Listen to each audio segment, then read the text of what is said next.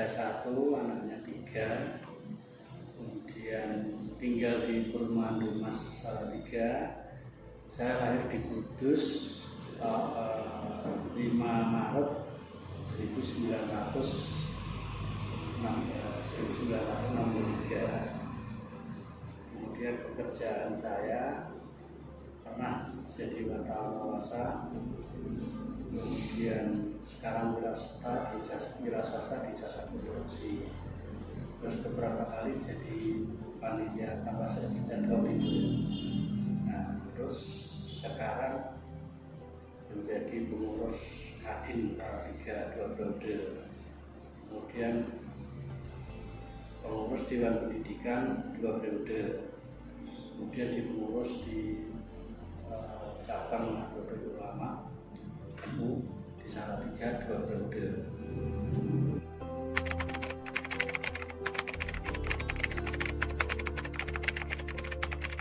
Nah, saya menjadi Panwaslu itu pertama tahun 99, tahun 1999 saat reformasi, namanya sudah Panwaslu. Waktu itu Panwaslu itu dibentuk oleh Pengadilan Negeri, kemudian ketuanya Bapak Tamam Kaulani almarhum, kemudian anggota dari pengadilan itu Bapak Nikodemus SH selaku sekretaris, dan saya menjabat sebagai wakil sekretaris Panwaslu Kota Salatiga, Panwaslu pertama setelah saat reformasi.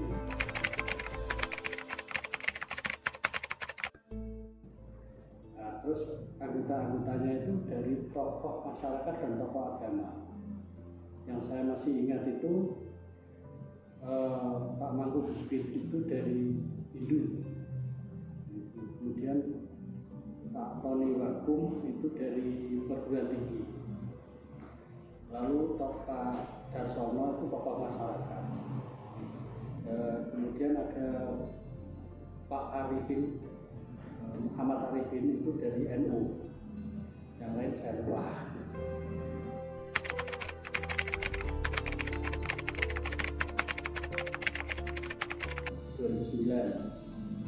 Lalu saya jadi panitia pengawas pemilu lagi di Pilkada 2011, kemudian 2013 sampai ke 2014 itu pemilu legislatif dan presiden. Nah, dari tiga ini yang saya masih ingat.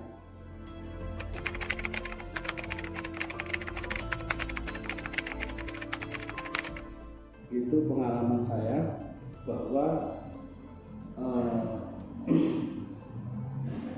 ketentuan-ketentuan yang di dalam peraturan Bawaslu, KPU atau undang-undang itu bagi kami sebagai penyelenggara pemilu di lapangan, sebagai pengawas lapangan, itu sebenarnya terlalu sulit untuk melakukan aturan-aturan itu dalam pengawasan. Salah satu contoh misalnya penertiban ATB. Penertiban ATB memang di peraturannya koordinasi dengan pihak pemerintah dalam ini Satpol PP. Nah, kalau kita sudah mendata pelanggaran pemasangan atribut ini, itu ketentuannya harus dilaporkan ke KPU. KPU kemudian ngecek. Dari laporan saya ke KPU ini ada waktu sekitar 1-2 minggu. Baru KPU nanti menyatakan bahwa benar ada pelanggaran. Barulah dieksekusi gitu. Eksekusi artinya pencopotan baginya. Nah, untuk pencopotan ini kadang kendalanya di pemerintah. Apa anggaran? Ternyata di Satpol PP awal-awal waktu itu, wah kami tidak ada anggaran untuk. Nah, ini kan akhirnya mau Panwas nyopoti sendiri, tidak bisa. Yang ditugasi untuk kan apa tidak bisa 1-2 orang.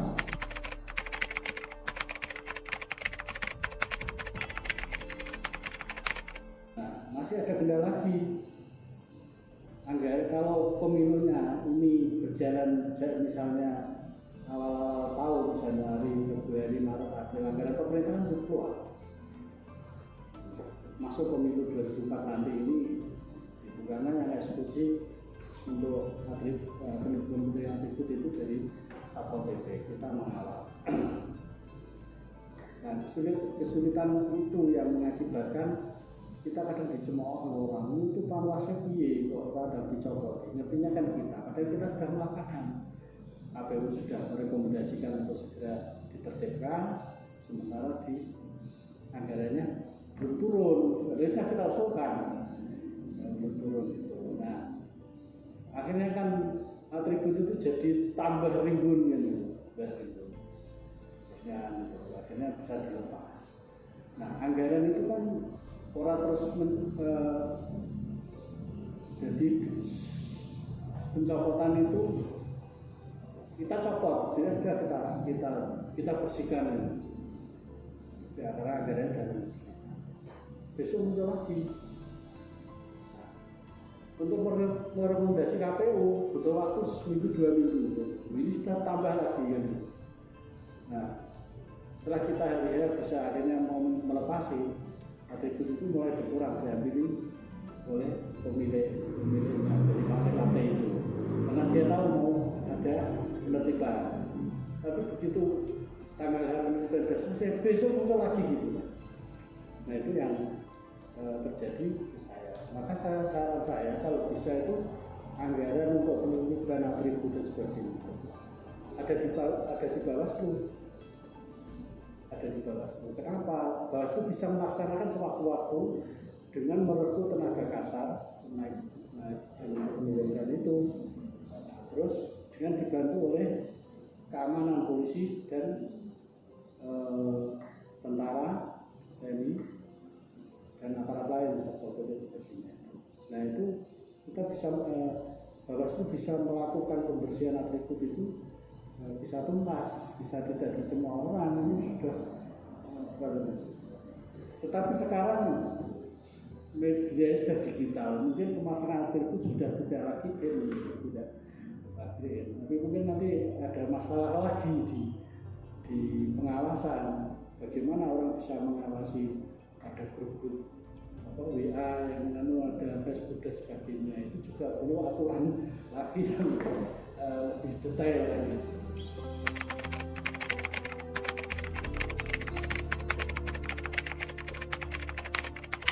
Salah tiga pernah ada calonnya ini punya bensin.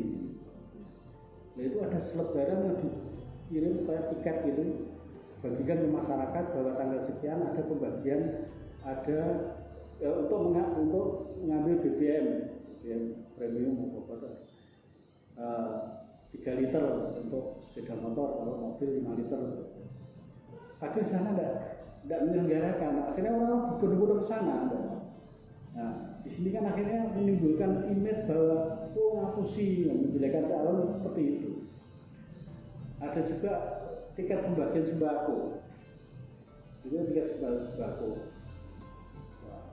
di rumah dinas calonnya, kebetulan di rumah dinas wali kota, untuk mengambil paket sembako gratis. Masyarakat berbondong-bondong, ini kan nggak ada.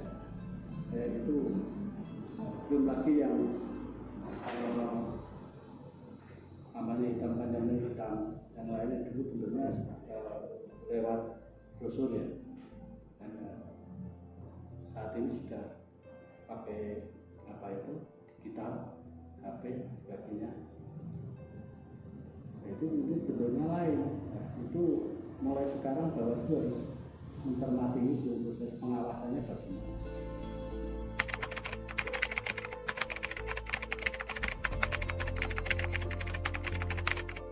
Pemilu 2014 itu kami tidak menemukan pelanggaran pidana. Pernah ada laporan bahwa karena ada salah satu calon wali kota yang kampanye di luar jadwal dan di tempat larangan. Jadi calon ini ada di Jalan Sudirman, ketemu wartawan, diwawancarai tentang calon presiden. Dia termasuk tim kampanye calon presiden. Nah, terus muncul di berita, karena muncul di berita di koran cetak maupun di TV. Akhirnya kan ada masyarakat laporan bahwa ini bapak calon ini melakukan kampanye di luar jadwal dan di tempat larangan.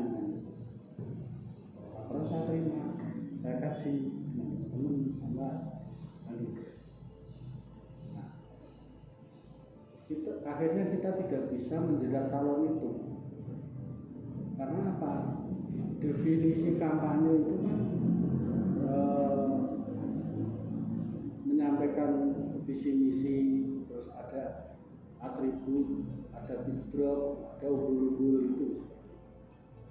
Padahal ketika calon ini menyampaikan diwawancari wartawan, ini menyampaikan iya saya memang mendukung calon pasangan ini presiden ini, masyarakat saya minta kok memilih. Situ tidak ada umbul-umbul, tidak ada, kita nggak bisa menjerat. Ya. Nah, pelan kayak gini lah yang akhirnya menyulitkan Panwas untuk menjerat pelanggar pelanggar itu. Lalu money politik itu kita tidak tahu lah. Hampir semua calon itu melakukan baik di pilkada, pileg, pilgub, pilpres,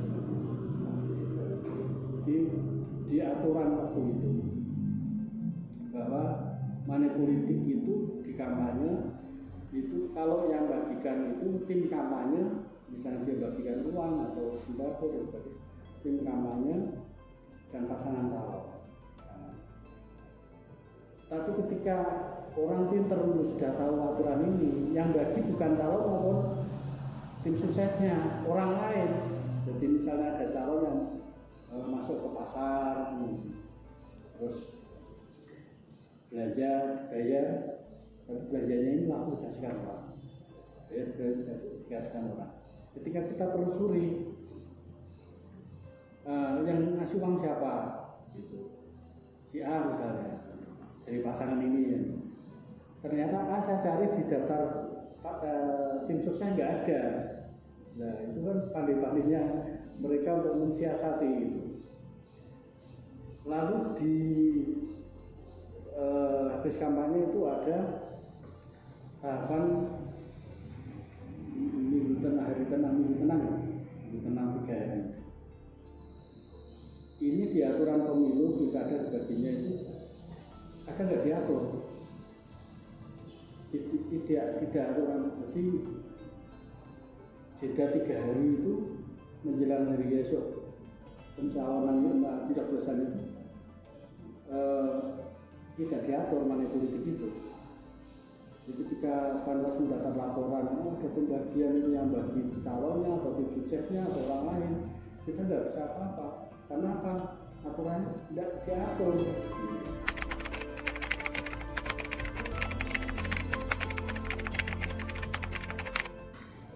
Kalau tahun 99 itu PDIP ya. Kemudian tahun 2004 masih juga PDI, 2009 juga masih PDI, 2004 itu 2004 demokrat ya. Tapi pemenangan belum tentu bisa jadi presiden karena kalah koalisi di masyarakat. Ya PDIP yang masih pemenangnya itu.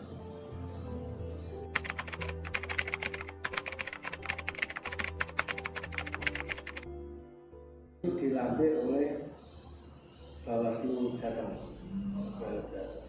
Tapi yang 99 itu tadi Marwas pertama, terus reformasi itu Marwas pertama 99 itu yang nanti kepala pengadilan. Terus yang 2009 itu pelantikan dari, karena waktu saya PAW ya, saya masuk di pemiluan itu mengganti yang satu menggunakan sini, terus saya masuk itu dilantik oleh Bawaslu.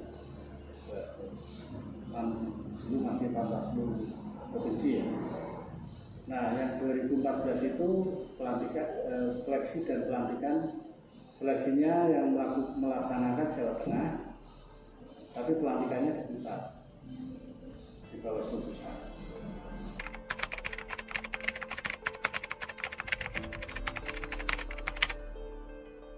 Kalau yang 99 itu jadi satu di komplek kantor wali kota, rumah dinas wali kota. KPU juga di situ. Kemudian 2004 saya tidak ikut. 2008 di Jalan Kartini di komplek SMA 3 kan. Mulai 2008, kemudian 2009 juga di situ lagi sampai 2014 itu masih bersihnya di depan SMP 1 pakai kompleknya. Nah, setelah 2014 itu di mana Mas? Di Sudarso, depan Butani. Oh, Sudarso ya. Jadi terakhir 2014 itu di Jalan Kartini komplek SMA 3.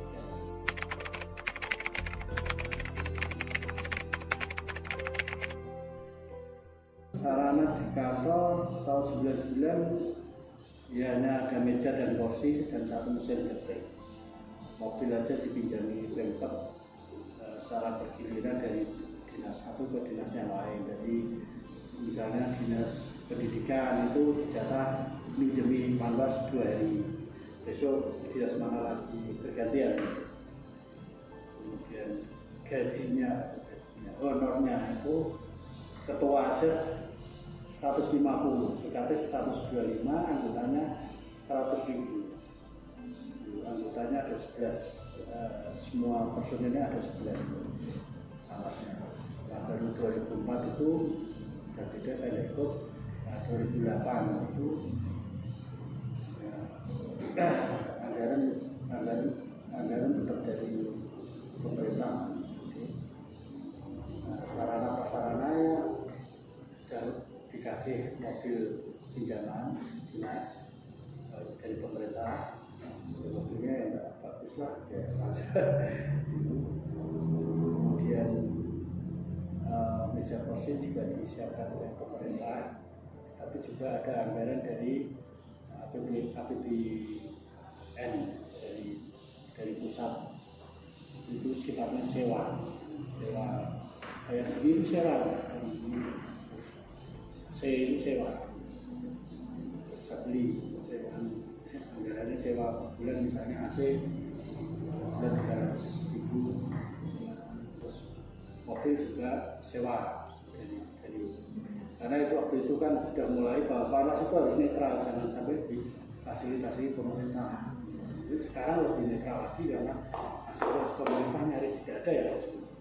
Dulu kita masih difasilitasi pemerintah, karena kenapa ya, dulu masih miskin anggaran. Nah, kami saat itu ketika koordinasi dengan UN memangkas bantuan pemerintah itu. Kenapa? Maka biar netral. Kenapa? Kalau Panwas difasilitasi pemerintah, sementara pemerintahnya waktu itu bupati atau wali kota dan dia nyalon, ini kan ada beban mental teman-teman Panwas di lapangan. Bisa juga anggaran tidak dikeluarkan tapi harus mepet gitu.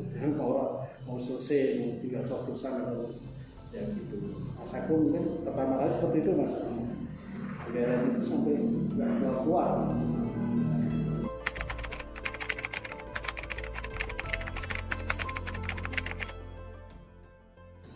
Kalau program kan sama, jadi mengikuti tahapan. Nah, saya dalam rangka mensiasati agar tidak terjadi pelanggaran pidana dan pelanggaran administrasi, saya aktif untuk bersosialisasi.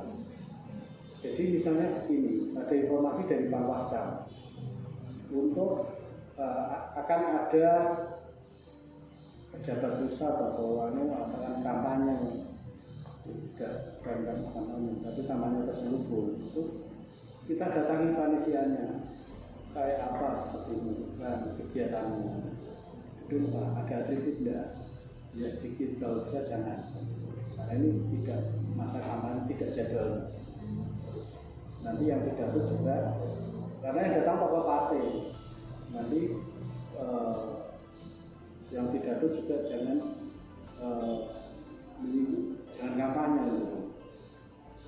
Kita antisipasi seperti itu, dan itu berhasil tidak sampai terjadi pelanggaran, dan kita jaga betul, daripada nanti juga jadi pelanggaran, kita repot, pemeriksaan saksi dan sebagainya. Kami juga pernah melibatkan pengawasan itu para guru, bersama dengan KPI, untuk maksud saya ya untuk informasi yang masuk ke kami itu lebih cepat dan dapat informasi banyak. Makanya ya itu kalau dia ini ada calon yang kampanye padahal tidak jadwalnya, kita kalau saya bisa datang ya datang, kalau enggak anak sampai sono ini. Ambil waktu itu sudah ada komunikasi HP ya, jaga tempat informasinya, dan itu program saya waktu itu mengutamakan sosialisasi, mengedepankan jangan sampai terjadi pelanggaran. Kalau terjadi pelanggaran itu ya repot memang.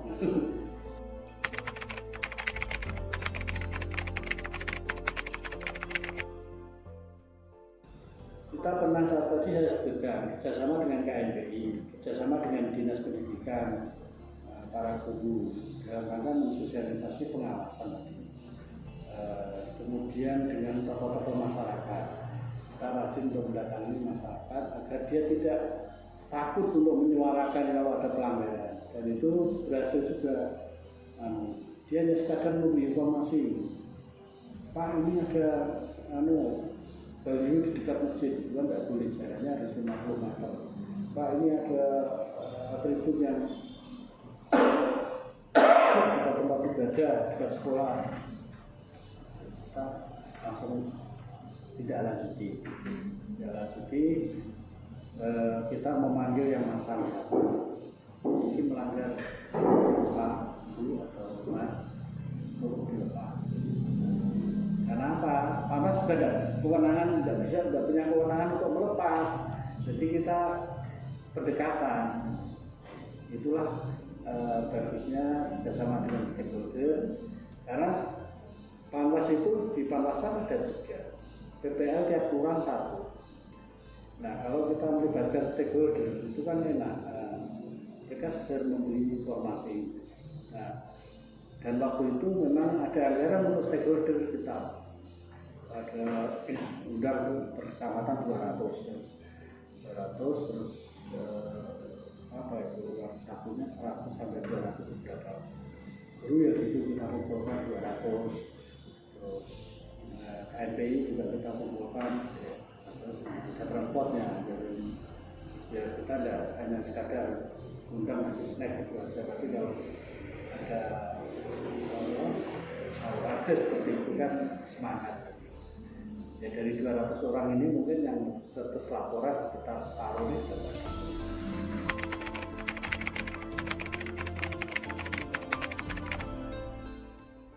Startup pemerintah. Kalau orang awam ini ya bisa, tapi agak kesulitan. Itu jadi sekarang saya tidak tahu di Bawaslu ini apa masih menggunakan orang pemerintah atau ada ya dari atau CS itu ya. Masih, berarti kan itu kaitannya untuk pengelolaan anggaran. Tapi ada juga staf yang dari non pemerintah.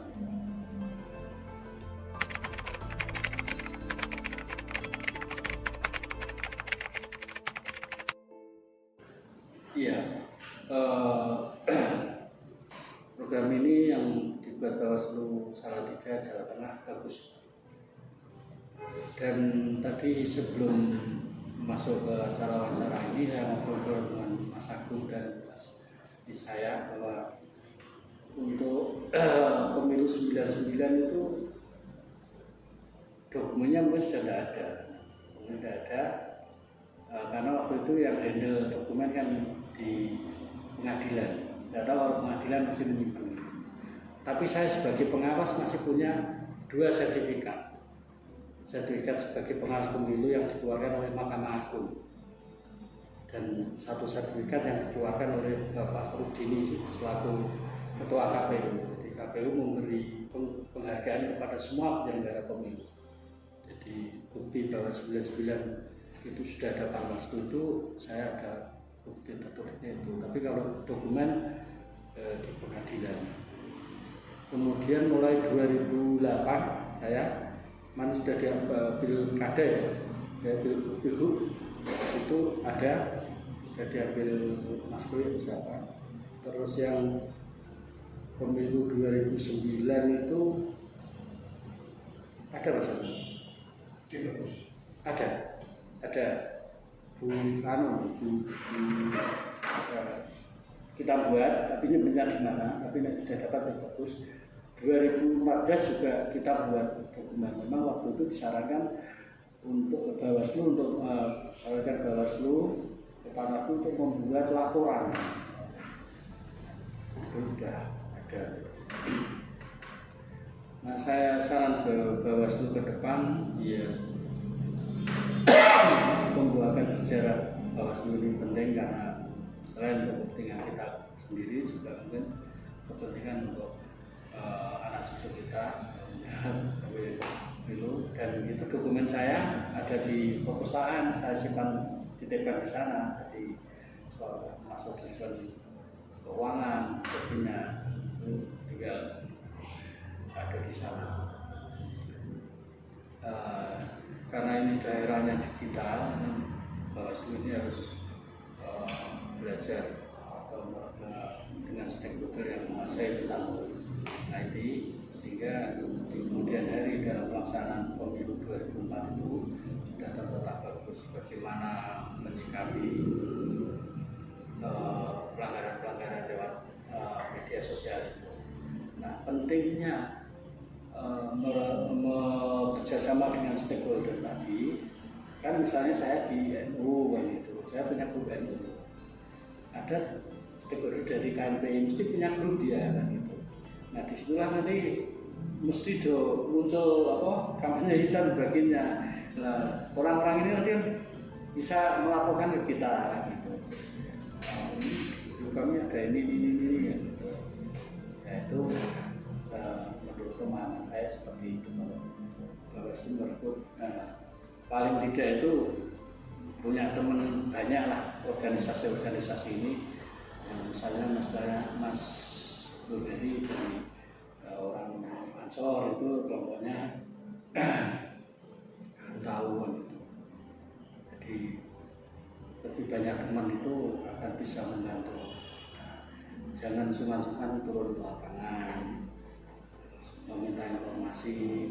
Jadi pantas kalau duduk di kantor terus capek, jenuh kan, enak ke lapangan ketemu minta informasi dan sebagainya, itu kan malah tambah